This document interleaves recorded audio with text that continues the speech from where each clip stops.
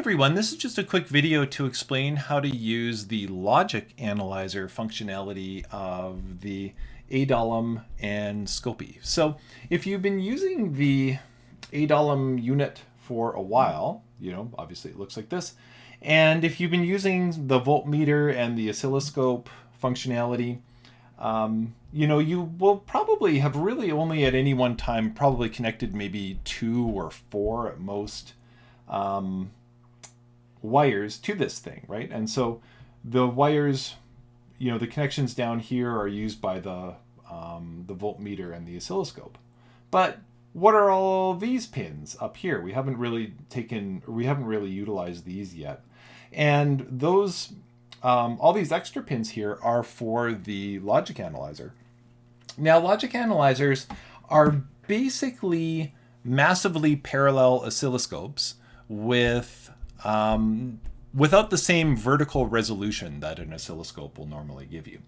Now, the reason why I say massively parallel is because there's just a whole bunch of inputs to a logic analyzer, and they're commonly used for embedded design. So in the example that I'm going to be talking about here, this is this video goes along with an analog to digital converter project that some of you might be working on as part of ILS. And as part of this project, we basically have to generate a clock waveform on a number of different pins at the output of our AVR microcontroller. And this is really common in embedded design, right? We have a whole bunch of pins obviously on this microcontroller, and most microcontrollers have an even larger number of pins. And it's pretty common to be using many of these pins at once to maybe clock out digital waveforms or communicate with other chips. And it's hard to use an oscilloscope to look at all the pins at once. And so the purpose of a logic analyzer is to allow us to look at a whole bunch of different pins at once. So you'll notice that the numbers on the ADALM these little numbers go from 0 all the way up to 15. And so we basically have 16 parallel inputs that we can connect to our logic analyzer. And you can think of these as 16 parallel mini oscilloscopes. And so to hook up the logic analyzer, we're going to use this connector for the ADALM, which is the one with all the wires. It plugs in right here. And for this particular example, we have 9 pins at the output of the AVR that we want to look at. So we're going to look at all 8 pins on port A, and then 1 pin on port C. So we want to take a look at this pin, this one, this one, this one, this one, this one, and this one, this one, and this one. And so I'm going to connect all of these inputs to a different pin. Now, you can connect these all sort of individually using wires that look like this. This is probably what you would have been doing for your voltmeter and your multimeter, but that gets pretty, messy pretty quickly. What I would recommend instead is using one of these double long header pins, pressing that right into your breadboard like that, and then just connecting all of your logic analyzer inputs to the pins that are sticking up. So you can ask for these header pins and we'll be able to set you up. I've already sort of worked through this, so I'm ready to go. So I've set up the first 7 pins plus my ground. And I'm going to connect them to that side of the chip. And then my last 2 pins, I'm going to connect to this side of the chip. Now, it's really important. So the logic analyzer, just like your oscilloscope and just like your just like your multimeter, has a ground input, and that's these little ground symbols here. So it's really important that you connect the wires that that line up with these little ground symbols to the ground on your board. Otherwise, the logic analyzer is not going to work. So make sure your ground is connected. And that's basically the hookup. And so now we can go and take a look at Scopy and sort of see what's going on in our Scopy interface. All right, now if we take a look in Scopy, we've got our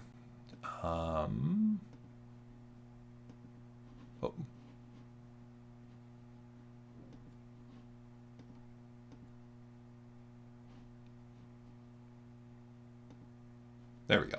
Sorry, I disconnected my my ADALM, so I had to reset it there.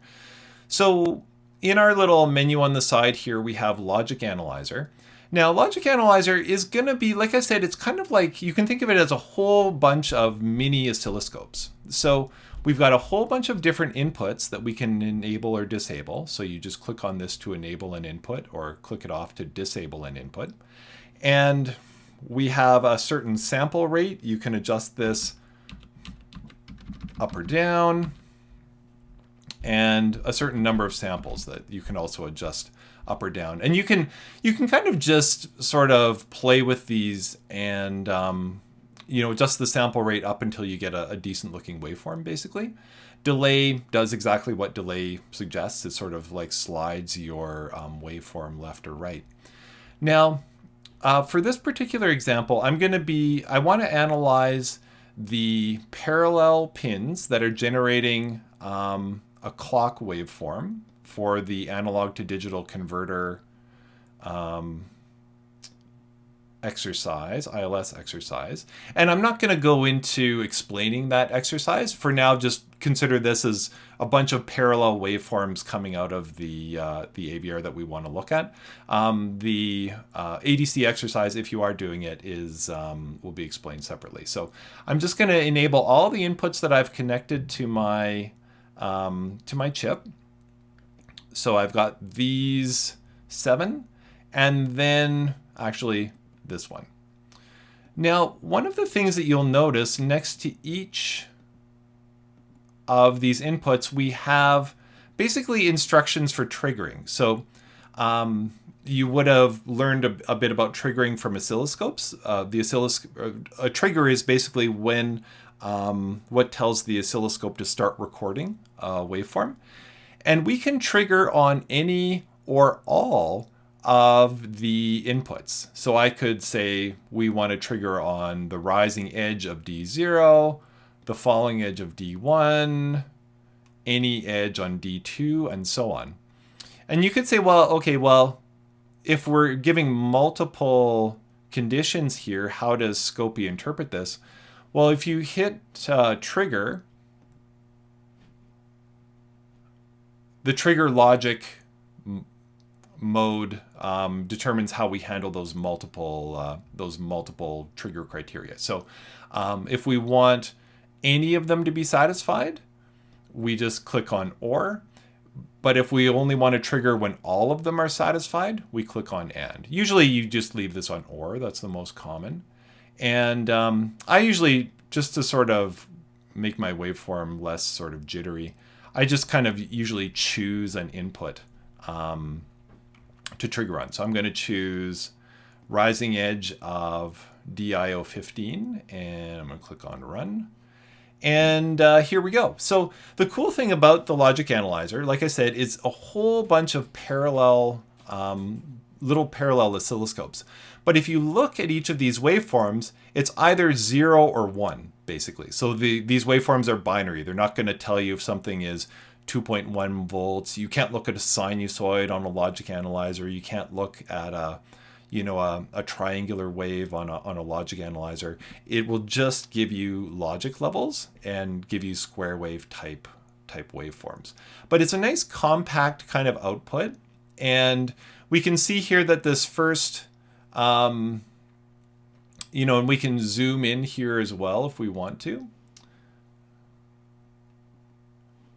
So we can get a little closer. We can see that we've got basically this is a binary counting waveform. So this is like 0 and 1. When this waveform clicks over, this next one changes. When this one clicks over, this one changes, and so on. So these 8 bits are basically binary counting up to 255 and then looping back to 0. And the trigger source is the the DIO5 input, but you can choose any of the inputs. So anyway, hopefully that's enough to get you started. Like I said, this is a really sort of quick introduction to the logic analyzer, but it's a super handy tool.